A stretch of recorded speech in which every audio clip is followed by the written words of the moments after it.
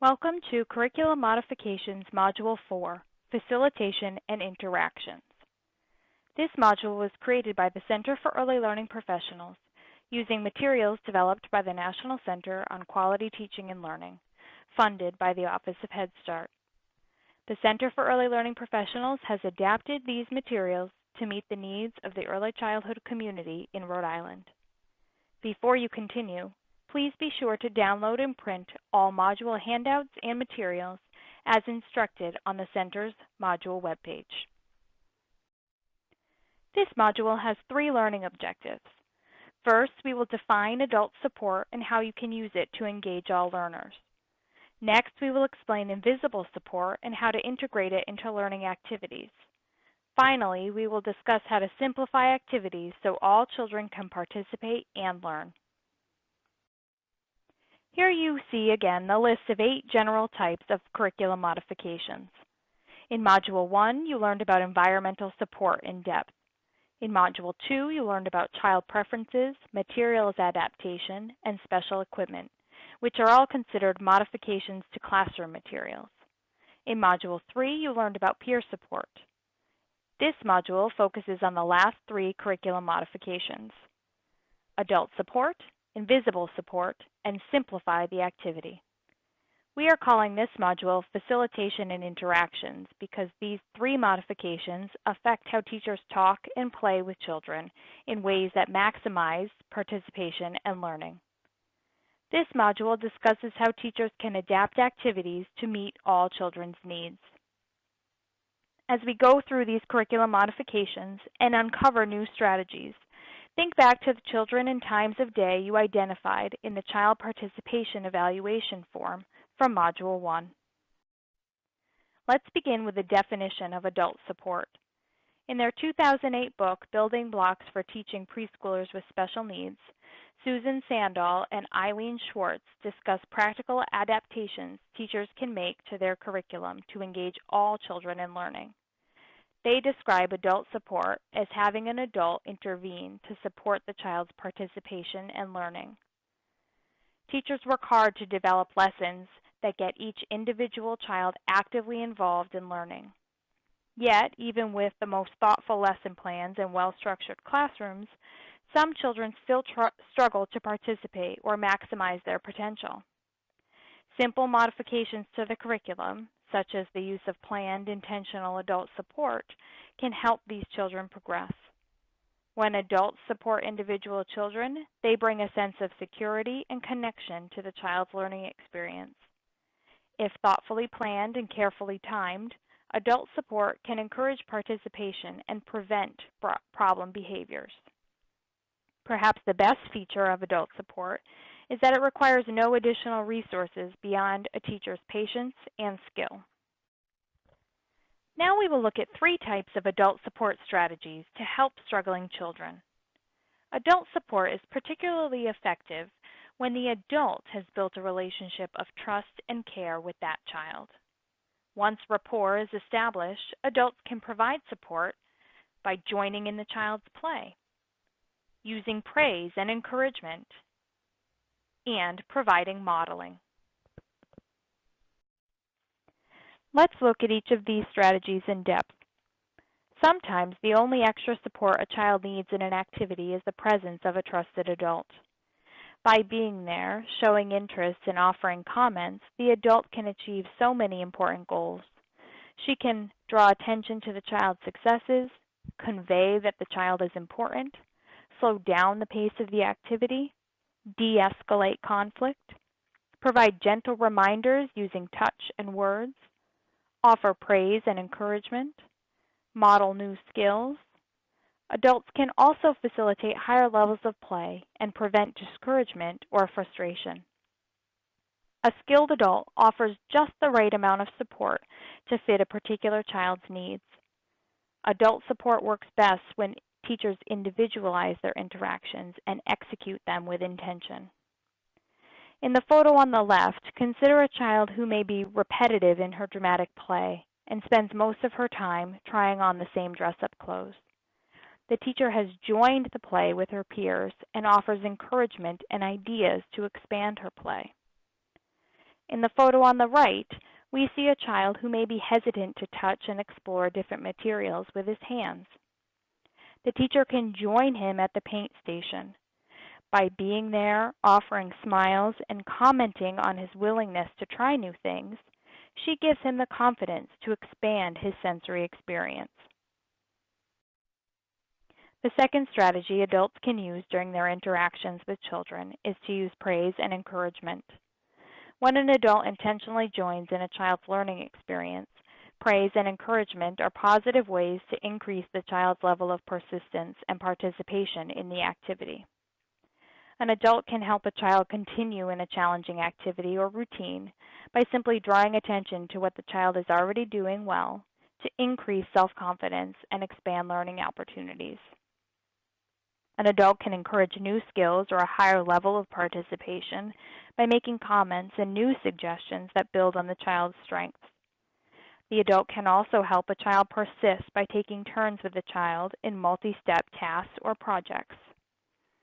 What are some ways that you provide praise and encouragement during the day?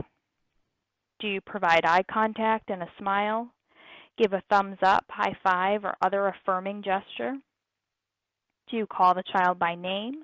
Profile the child in an announcement or song? Praise the child's efforts and strengths? In the photo on the left, we see a teacher praising a child who has written her name. In the second photo, we see a teacher encouraging a child to increase his leg strength by moving up and down the stairs with support. Her support is building his confidence to keep moving. Finally, adults can model as a way to help a child expand an existing skill or perform a new skill. When deciding what to model for a child, it's important to think about a child's current skill level. Does the skill you plan to model match the child's current level of ability? If the answer is yes, go for it. If the answer is no, ask yourself, what is the next step forward from what the child is already doing? Remember, children get discouraged when asked to try a skill that they are not yet ready to learn. Sometimes children just need to see a skill demonstrated first. In the photo on the right, we see a teacher using the dot rug to make the challenge of hopping on one foot more fun. She models the skill as she encourages the child to try it. Children who need social and emotional coaching benefit from modeling as well. Teachers can provide labels for emotions, problem-solving steps, or strategies for regulating emotions. In the photo on the left, we see a teacher modeling deep breathing and calming strategies for a child who tends to get overwhelmed during hallway transitions. Now you will complete a learning activity. You will watch several video clips of children who are struggling to participate in an activity. Please take out the What Would You Do handout, which you were asked to print before beginning this module. Watch the video of the first child. When the caption, What Would You Do appears, please pause the video. Then think about how you might step in to support the child. After you have had time to reflect and write notes in the space provided in the handout, press play to resume the video, which will show how the teacher chose to help the child. Follow the same directions for the remaining examples, children 2 through 4.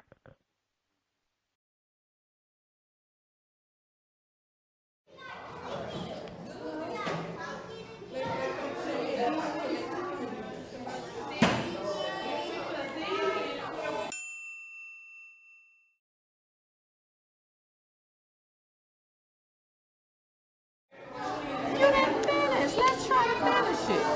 You almost had it. Oh, you were doing such a great job. Let's see. Let's start. Let's start over. Let's start with this piece. Look at this. Do you think it goes there? Look at there.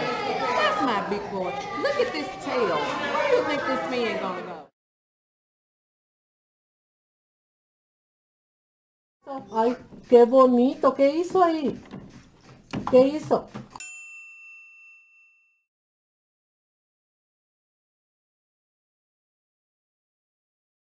Limpia. Vamos a hacerlo así, mira. 5 patitos que conocí, flacos, gordos, amarillos, yo los vi. A ver, ahora tú. 5 patitos que conocí, flacos, gordos, amarillos, yo los vi. Pero el patito con la colita de pluma guiaba a los otros con su cuac, cuac, cuac, cuac, cuac, cuac, cuac, cuac, cuac.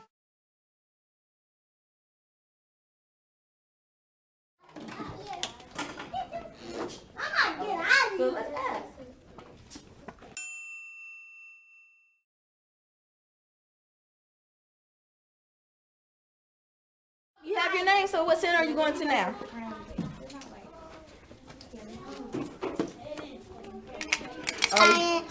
Science. Let's look and see. We have Kaden, Josiah, and Kanidra. It looks like we're full right now. We can go to writing. You love writing.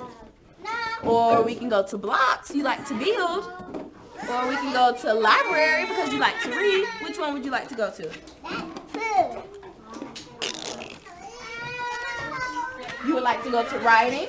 Who's this? Perfect. That's Antonio's. Great. All right.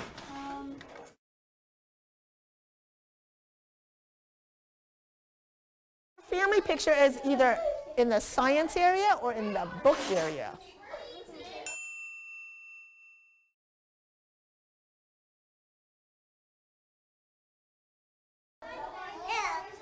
Cassie? Ooh, lots of food. Ooh, delicious. Some pineapple. We'll have to cut the pineapple first.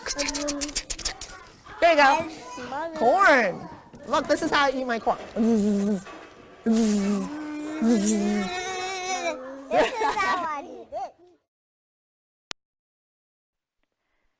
Let's quickly recap this activity and the video clips you watched. The first video clip showed a child disengaging from a challenging puzzle.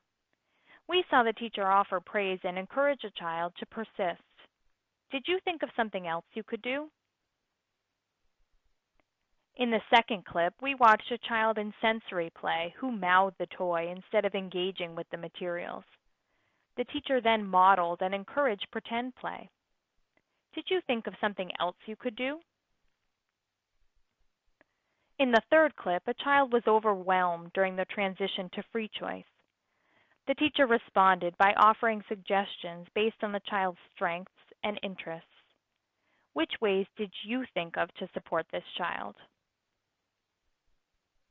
The final clip showed a child who didn't know what to do in the dramatic play area, so the teacher joined in the play to model how to eat the pretend food. How would you help to support this child? Brainstorming ways to support children in different scenarios is a great way to practice and become familiar with these adult support strategies in order to incorporate them into your own classroom practices. It is important for teachers to provide just the right amount of adult support. Keep these points in mind when planning for and using adult support strategies. Adult support should facilitate independence.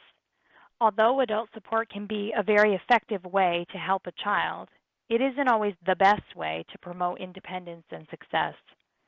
Consider whether a less intrusive modification to the environment, such as offering less materials or pairing with a peer, could provide similar support while reducing the child's need to rely on others. Be sure to decrease support as skill level improves. As the child begins to participate with more independence and confidence, adjust the level of support you are offering. This empowers the child, prevents dependency, and allows teachers and other adults to put their attention where it's most needed. Look for signs of progress. If adult support for a child is necessary, carefully observe the child's behaviors to assess his or her progress. Be prepared for variable behavior. Teaching is a dynamic process. Shifts in a child's life may result in varying levels of independence. Be prepared to increase and decrease levels of support in response to the child's learning. In this next video, you will see an example of a teacher adjusting her level of support in the moment based on the child's shifting level of independence. As you watch the video, note which strategy she uses and how she adjusts her level of support throughout the interaction. You wanna go down the slide? Đi xuống cầu tuột nha. Rồi.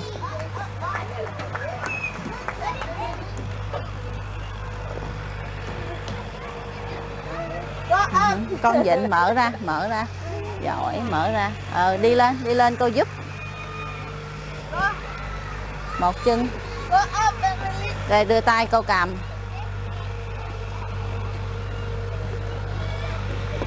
Rồi đi qua đây. Vịn ở đây. Mở ra. Giỏi. Rồi. Cỡ đó lên. Yeah, you did it. Rồi, đi cái nữa. Đứng dậy. Mở tay ra. Giỏi. Go up.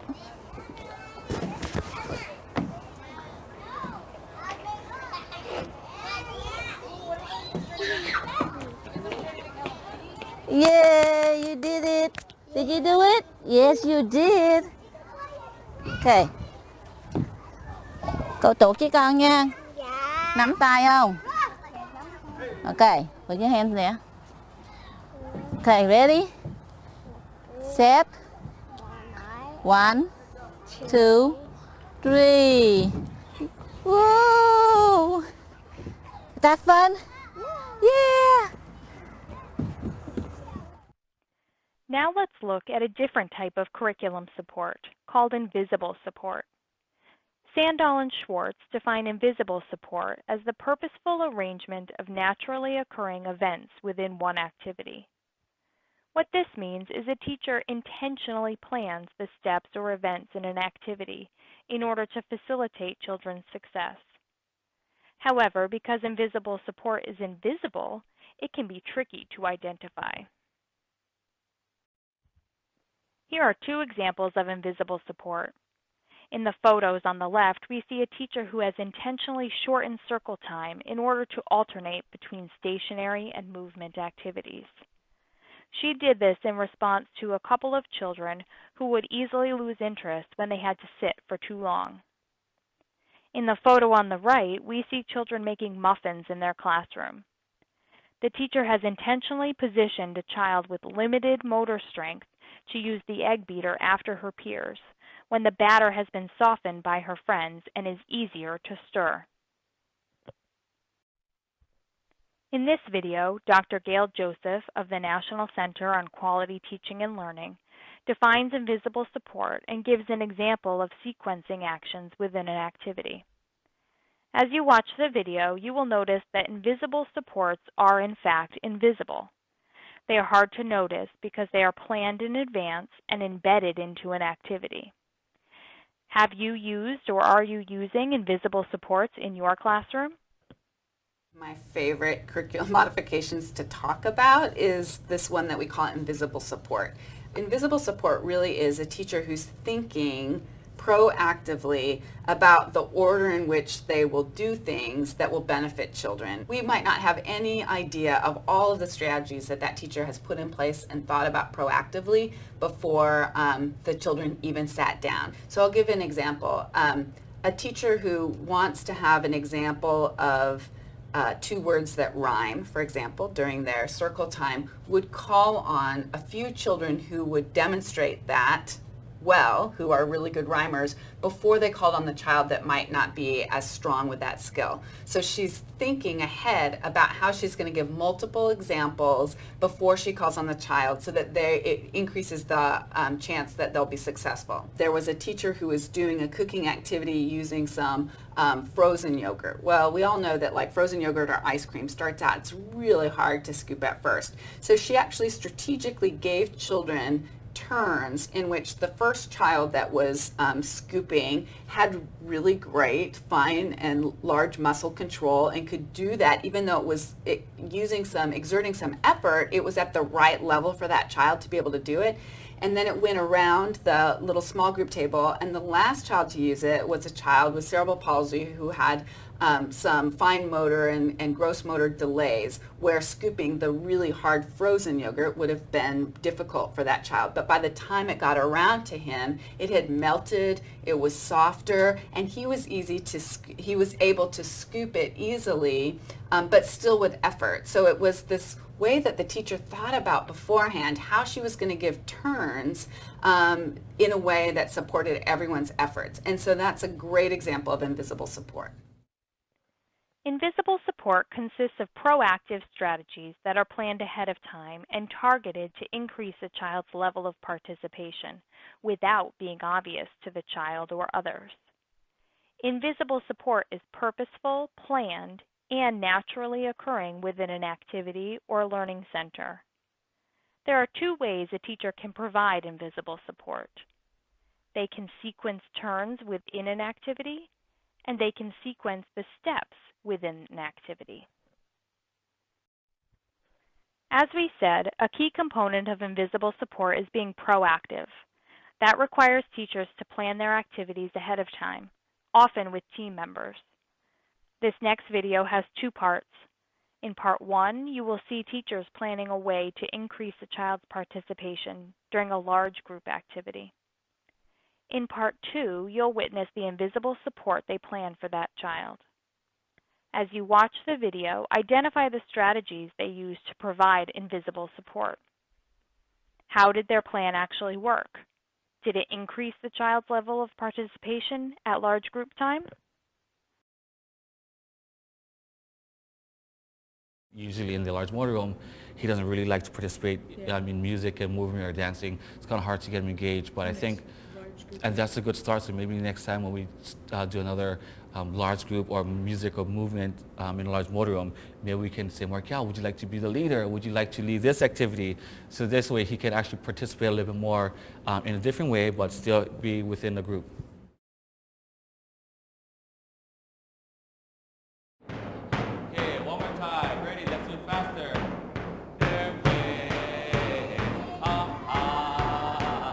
Come back. Oh, Markel, would you like to help drum? Come. Markel, drumming or watching? What would you like to do? Drumming or dancing? All right, good choice. All right, you ready? Mr. Jason's gonna help you. You can hold. Hunting. Okay, Markel, tell which one we're doing first. Say, yell loud. Say hunting. Hunting. Markel said hunting. You guys ready to do hunting? Now you will pause the module to complete a learning activity. Please take out the Mind Map Learning Activity handout, which you were asked to print before beginning this module. In this activity, you will generate ideas for your own use of invisible support. You will think about a specific child and the areas in your classroom. Then write down your ideas for invisible supports you could use to help this child participate more fully in those areas. When you have completed the handout, press play to resume the presentation. Another way teachers can provide invisible support is by making temporal adjustments. Temporal adjustments are changes or modifications to the daily schedule or the amount of time children spend on a task. Teachers may use this type of modification for children requiring more or less time to complete an activity, or to rearrange the daily schedule to omit excess transitions that prove difficult and time-consuming. Let's look now at some photographs of how teachers have made temporal adjustments within their classrooms to best support children. In this first photograph, we see a child who is an advanced learner and needs more challenge. The teacher notices he is interested in art and gives him extra time at the art table while the other children move on to snack. She also borrows several beginning art books from the library for him to look at during this extended time. In the second photograph, a teacher has created a picture schedule with symbols that represent the different classroom centers for a child who wanders during free choice, never engaging in the learning centers. The picture schedule helps the child choose his activities and the order in which he will do them. After engaging in an activity for a certain amount of time, he removes the picture for that activity. He can then check the next picture to see what activity to move on to. In this last photograph, we see a child who has a difficult time waiting for her turn, especially for the swings. To support this child, the teacher places a timer outside. The child gets to hold it so she'll know when it's her turn. Let's now watch a video in which a teacher discusses adjusting the amount of time some children are expected to sit during circle time. Her goal is to support their integration into large group activities. As you watch the video, think about a child in your class who might benefit from some adjustment to the amount of time required to engage in activities. Consider some examples of when and how you might make those adjustments for that child. Some of our students are working on goals of becoming integrated into larger group activities, and for that they do have the choice. They'll sit in a large group for a few minutes, and then they may want to go off by themselves, which is totally fine. And then when they're off by themselves, they're still working on goals as in writing and working on puzzles, fine motor things, cognitive goals, things of that nature. We're working on it as an integration into our larger group activities. Maybe they want to sit at the rug for a couple of minutes, which is great, which is a part of their goals. And maybe they become restless a little bit. So we don't want them to have to remain in the group and be restless and inattentive, so then they have the option of going to another activity, which is also working on more goals for them. A final curriculum modification teachers can utilize is activity simplification. Again, let's look at the definition provided by Susan Sandel and Eileen Schwartz. In their book, activity simplification is defined as simplifying a complicated task by breaking it down into smaller parts or reducing the number of steps. Activities and tasks often require multiple steps and can be confusing for some children. 3 strategies can help simplify an activity: break it down, change or reduce the number of steps, and finish with success. Teachers need to determine how to best support and help children during an activity. Then, teachers must adjust their instruction and facilitation to meet the child's needs. Such adjustments include breaking down the parts of an activity into small, achievable steps, or simplifying the directions and explaining the activity in a new way. Teachers can also reduce the number of steps within an activity, and they should always help a child finish with success, offering plenty of praise and encouragement focused on the child's effort level. In this video, you will see how some teachers simplify activities in their classrooms. As you watch, think about the ways you could simplify activities, or how you already are simplifying activities in your own classroom. Simplifying the activity is another one of our favorite curriculum modifications, and there's lots of ways to do that. Sometimes sometimes activities in early childhood classrooms have lots of parts. And if I'm a very active child and I have a hard time managing materials, having lots of parts may be very confusing to me. So in some cases, if we have, say, an open-ended art activity, I may not be able to manage my body and my behavior if I see a bowl of feathers and lots of felt and ribbons and stickers. It may just be too much for me. So to simplify that activity for a very active child, I might put 3 or 4 items from each different type of material on that child's placemat and say, here are your materials, and really kind of limit the number of choices that child has. I might also say embed a very simple cognitive activity into their open-ended collage activity. I might say you need to put 3 things on your paper and then you can be done. Of course, I'd love the child to engage in a very open-ended way, but if they can't do that successfully, I can simplify their activity to help them start to engage in the process. And then slowly over the course of a year, I can hopefully teach them to do longer and longer art activities. I also take into account particular learning goals that there might be on maybe an IEP. I consider whether or not the child is an advanced learner or if there's a delay that I need to consider. I try to design activities, design plans that will better allow that child to use those skills that they best have to incorporate those areas that need to be developed as well. For a child that may not be able to fully comprehend their ability to use receptive and expressive language, if it's not that great, I will give directions, yes, but for a child like that, I would modify. I would give simpler steps, so I'll give one step directions, and then they'll move on from there on. And as I see that my child is better able to get those steps and understand, I'll move on to, I'll increase the directions that I give to 2 steps or 3 steps, things like that. For example, if we're working on puzzles, most of my kids can work on 9-piece puzzles. They can put those together quite easily. But if there's a child that has more difficulty, I might say, I might label the parts so they can match. They can look for matching letters, matching numbers, or I might give them a puzzle that has less pieces to work on. You know what? How about if I fish out some other colors out of here that looks like you might need them for your pattern? Your red's kind of a maroon red.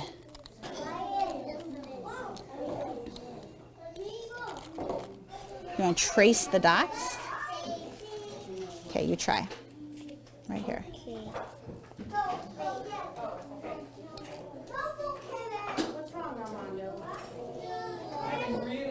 Oh, you got it.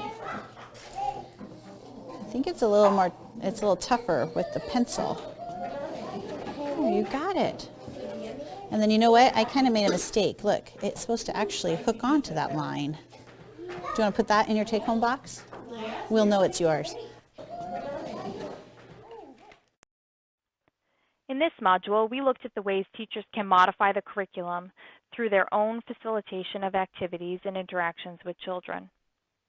You learned about adult support, where teachers join in children's play, use praise and encouragement, and provide models for children. You learned about invisible support, where teachers intentionally choose to sequence turns or activities to best meet the needs of particular children. You also learned about activity simplification, where teachers break down, change, or reduce the number of steps in an activity and help children finish with a feeling of success. We hope you've been thinking about ways you can use this information in your work. We also encourage you to share these ideas with your colleagues so you can begin to implement your own curriculum modifications in your classroom. Thank you for completing this module. As stated previously, this module was developed using materials created by the National Center on Quality Teaching and Learning, funded by the Office of Head Start. Please continue on to the next module in the series, Module 5, which discusses how to put curriculum modifications into action in your classroom. If you have questions about this module or need more information, please contact the Center for Early Learning Professionals at 401-736-9020.